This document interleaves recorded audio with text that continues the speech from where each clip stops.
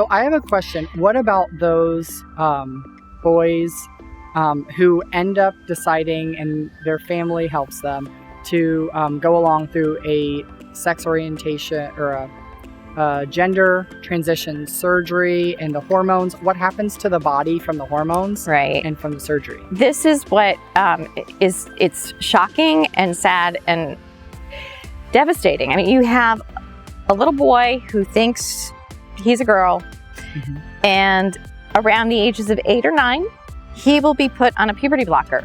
Now, he and his family are told these are totally reversible and harmless. Okay, no, they're not. If they were totally reversible and harmless, the FDA would have approved it, but no, it's not. Okay, puberty is not a disease. Children can get puberty too early. That is a disease. And that's when you use puberty blockers, when they're too young. Like you said, 5. 5, you have a kid who's going through puberty at 5, 6, or 7. No. Then there are health problems with that. You use the puberty blocker to guide them to the right age. Okay.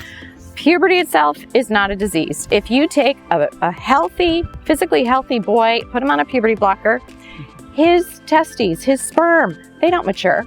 None of his secondary sex characteristics come out, right? So his voice stays little, and that Adam's apple won't develop. He won't develop a broadening of his shoulders or stronger muscles.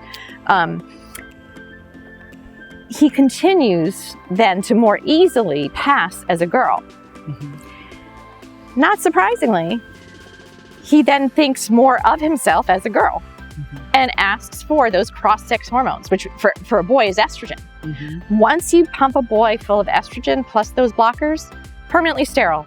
His testicles shrivel up to look like raisins. Okay, like you destroy your nuts. Okay, like sorry, no function. You are never going to have kids. You'll never be able to father a baby. So what will happen in the long-term consequences of being on these lifelong hormone replacements for a male? Right. So for a male, so again, you're sterile. You've also, your penis doesn't grow, and we have case reports where they're not even able to experience an orgasm. Their penis is tiny, and so when they ask a doctor to construct a false vagina for them, it can't be done. Being on estrogen long term for a man, and like we're shooting him, we're giving him oral estrogens or injectable at levels higher than any woman would have naturally, right? They have a huge risk for stroke, heart attacks, diabetes, cancers. They could get breast cancer. This is, it's malpractice. It's crazy. So in a girl, the long-term effects of male hormones. So in a girl, you take the puberty blocker, put her on the male hormone testosterone, no babies, you're done. Okay, you're done. Your ovaries are done. You're putting yourself at risk for various cancers. So, severe acne. I mean, what, I don't care if you are male or female, who wants severe acne? Okay, right. Testosterone shoots right out, right there in the face. You're going to get your facial hair, deepening of the voice, big Adam's apple. What happens if, I am transgender. I know. This is what girls are saying between the ages of 9 and 15. They go through this. Oh, by the way, you can be 13 and a doctor will send your daughter for a double mastectomy. There are now women starting to realize in their mid-20s or late 20s, oh my gosh, I'm lesbian. I was never a man.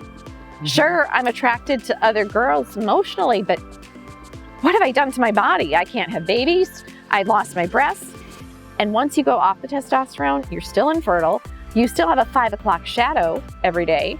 You've got your Adam's apple, your deep in. These are permanent changes that cannot be erased. Yeah.